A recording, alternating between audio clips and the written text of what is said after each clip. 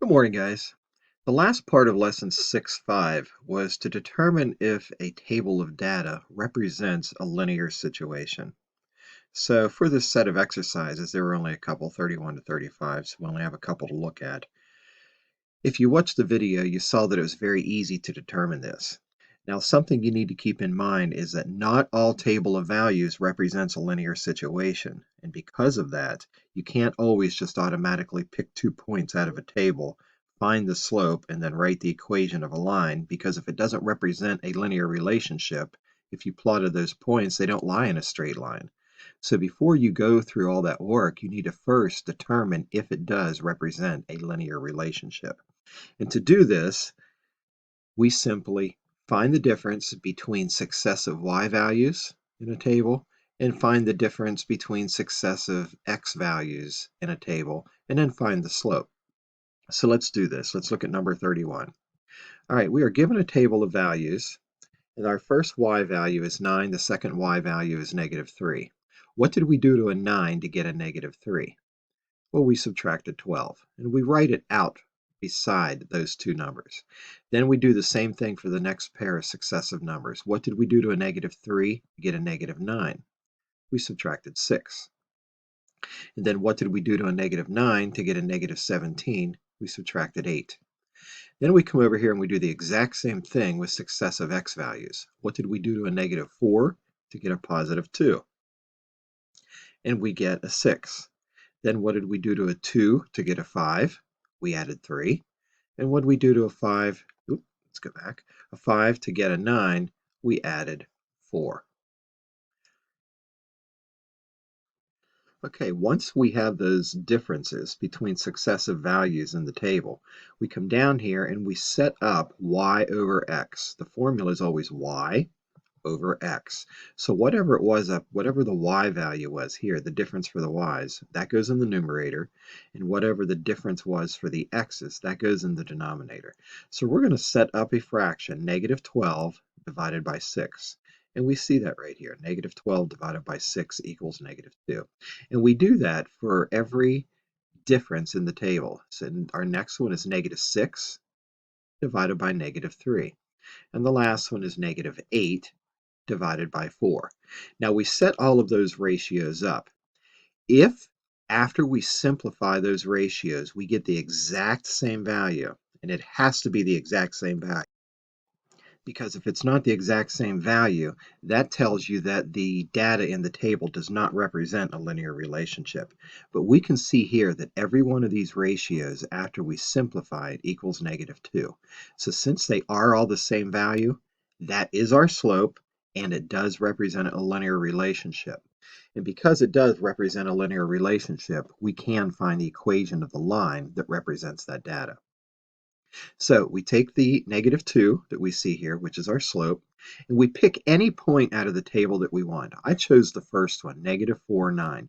But we could have picked 2, -3. We could have chose 5, -9. And we also could have chose 9, -17. I just chose the first one. Pick any point that you want, and then write your equation in point-slope form. Now the directions in this set of exercises just says represent the data with a equation if it is linear. I chose to use point-slope form since that's what the lesson's about. So again, it's y minus y sub 1, it comes from right there, equals -2, which is our slope. We found it right there. And x minus x sub 1. Well, x minus a negative, when you subtract a negative, that gives you a positive. And there's the equation that represents the data in the table. So let's look at number 32. Again, what did we do to -5 to get a 19? We added 24. What did we do to 19 to get a 40? We added 21. What did we do to 40 to get a 58? We added 18. We come over here and we do the x's. What did we do to -2 to 10 to get a -2? We added 8. What did we do to -2 to get a 5? We added 7. What did we do to 5 to get an 11? We added 6. And then again, we set up our ratios. 24 divided by 8. There it is right there. And 24 divided by 8 gives us a 3. We do the next set. 21 divided by 7. That is also a 3. And then 18 divided by 6. Here that is, and that is also a 3. Again, we see these are all the exact same values after we simplify, so that means the data in the table is linear, represents a linear situation, and that 3 is our slope. So again, I picked the first point, negative 10, 5. It came negative 5. It came from right there. And I used point slope form of a line again, and I wrote the equation of a line. Let's look at the next one, number 33. The rules are the same. Just because the numbers change and even the size of the table can change, it doesn't mean that the rules are the same for determining if it's linear. So again, what did we do to a 1 to get a 4? We added 3. What did we do to 4 to get a 13? We added 9. What did we do to 13 to get a 49? We added 36. What did we do to 3 to get a 6? We added 3. What did we do to a 6 to get a 9? We added 3 again. What did we do to 9 to get a 15? We added 6. Set up your ratios. We have 3 divided by 3. There it is right there. 3 divided by 3 equals 1. Do the next set of differences. 9 divided by 3. 9 divided by 3 equals 3. Well, immediately I can see that these two values are not the same number. And as soon as you get a pair of these that are not the same number, you can stop. There's no need to go any further because we said earlier that they must be the exact same value. Therefore, the data in this table does not represent a linear situation. And since it does not represent a linear situation, we cannot find the equation of a line. Because if we did go on and pick a point and try to use one of those numbers as a slope, it wouldn't mean anything. We'd be wasting our time. All right, number 34. What did we do to 75 to get a 95? We added 20. What did we do to 95 to get a 125? We added 30. What did we do to 125 to get a 165? We added 40. What did we do to 10 to get a 12? We added 2. What did we do to 12 to get a 15? We added 3. What did we do to 15 to get a 19?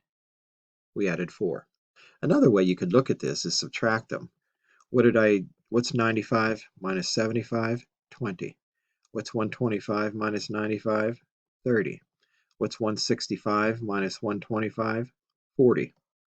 What's 12 minus 10? 2. What's 15 minus 12? 3. What's 19 minus 15? 4. So it doesn't matter how you look at it, the results are the same. So again, set up your ratios. 20 divided by 10. And please always remember, y goes in the numerator. Please, because the slope formula has the y's. It's the change in your vertical units divided by the change in your horizontal units. All right, once you find those differences, you set up your ratio. As I said, 20 divided by 2, that's 10. 30 divided by 3, that is also 10. 40 divided by 4, that is also 10. Since all of these ratios equal 10, that means the relationship in the table represents a linear situation, the data. So the 10 is our slope. Again, I picked the first point in the table, 1075. It came from right there. And I put it into point slope form. Y minus y sub 1 equals 10, which is my slope, times the quantity x minus x sub 1, which comes from right there. Pretty simple. All right, let's look at the last one. It's not any different than the others. We simply ask ourselves, what did I do to 0 to get a 16? I either added 16 or I can say 16 minus 0 is 16. 33 minus 16 is 17. 50 minus 33 is 17. Come over, do the same to the x's. 2 minus 0 is 2. 4 minus 2 is 2.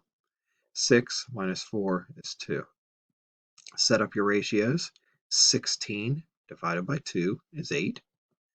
17, excuse me, 17 divided by 2 is 8.5.